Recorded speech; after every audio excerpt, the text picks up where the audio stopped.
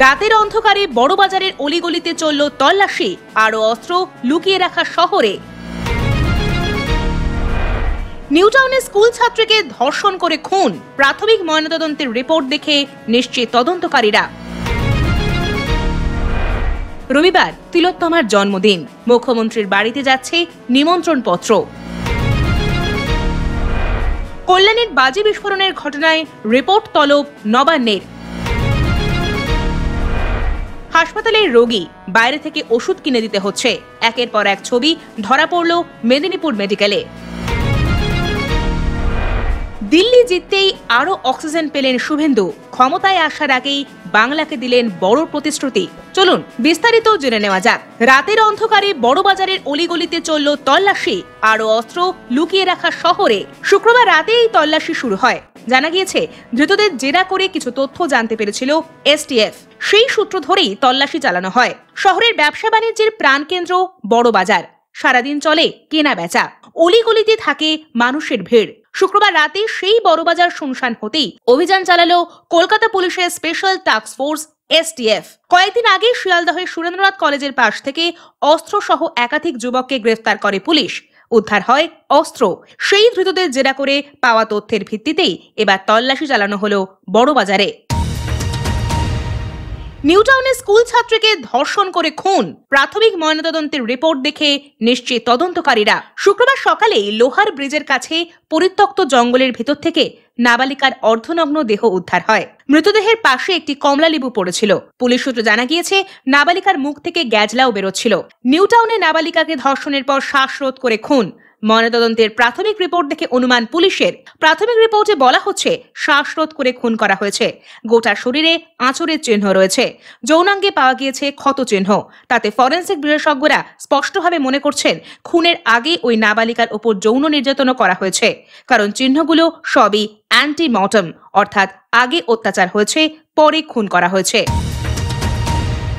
রবিবার তিলোত্তমার জন্মদিন, মুখ্যমন্ত্রীর বাড়িতে যাচ্ছে নিমন্ত্রণ পত্র। অনেক আন্দোলন, বহু রাত জাগা, বহু ধর্ণা পথে নামা হয়েছে। এবার কি তবে গান্ধীগিরির পথে এবার তিলোত্তমার ন্যায় বিচারের আন্দোলন? অভিনব কায়দায় তিলোত্তমার জন্মদিন পালন চিকিৎসক, নাগরিক সমাজের প্রতিনিধিদের। 9 ফেব্রুয়ারি তিলোত্তমার জন্মদিন। সেদিন রাস্তায় নামার ডাক আগেই দিয়েছিলেন তিলোত্তমার মা। এবার তিলোত্তমার জন্মদিনে বড় কর্মসূচি প্রতিবাদী মঞ্চের, আর তাতে আমন্ত্রণ জানানো হয়েছে সিবিআইকেও। সিজিও কমপ্লেক্সে নিমন্ত্রণ পত্র দিয়ে এসেছেন প্রতিবাদী মঞ্চের সদস্যরা। এবার মুখ্যমন্ত্রীর বাড়িতে আমন্ত্রণ জানাতে যাবে প্রতিবাদী মঞ্চ। কল্যাণীর বাজি বিস্ফোরণের ঘটনায় রিপোর্ট তলব নবান্নের। নদিয়ার কল্যাণীর রথতলায় বাজি কারখানার বিস্ফোরণে 4 জনের মৃত্যু হয়েছে বলে সূত্রের খবর।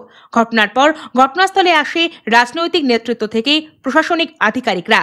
কল্যাণীর বাজি বিস্ফোরণের ঘটনায় জেলাশাসককে আলাদা করে তদন্ত করে রিপোর্ট দেওয়ার নির্দেশ দিল নবান্ন। উল্লেখ্য, ইতিমধ্যে নবান্ন থেকে জেলা পুলিশের কাছে রিপোর্ট তলব করা হয়েছে। এবার পুলিশি তদন্তের পাশাপাশি জেলা শাসককেও আলাদা করে অনুসন্ধানের নির্দেশ দেওয়া হলো। সেই সঙ্গে বিস্ফোরণের ঘটনায় মৃতদের পরিবারকে 2 লক্ষ টাকা করে ক্ষতিপূরণ দেওয়ারও নির্দেশ দেওয়া হয়েছে বলে নবান্ন সূত্রে খবর। হাসপাতালের রোগী, বাইরে থেকে ওষুধ কিনে দিতে হচ্ছে, একের পর এক ছবি ধরা পড়ল মেদিনীপুর মেডিকেলে। মেদিনীপুর মেডিকেল কলেজ ও হাসপাতালেও ওষুধের যোগানে ঘাটতির অভিযোগ। নর্মাল স্যালাইন থেকে শুরু করে বেশিরভাগ ওষুধ, অ্যান্টিবায়োটিক হাসপাতালে ভর্তি থাকা রোগীদের পরিজনদের কিনতে হচ্ছে বাইরে থেকে। সামর্থ্য না থাকলেও উপায় নেই, দাবি রোগীর পরিজনদের। হাসপাতালে ভর্তি রয়েছেন রোগী, বাইরে অপেক্ষায় পরিজনরা। ডাক্তারবাবু রোগী দেখার পরেই ডাক পড়ছে পরিজনদের, কারণ ডাক্তাররা যে ওষুধটা লিখে দিচ্ছেন তা কিনে আনতে হচ্ছে বাইরের দোকান থেকে। এমনই অভিযোগ উঠছে মেদিনীপুর মেডিকেল কলেজে। এ নিয়ে ক্ষোভ উগরে দিলেন তাঁরা।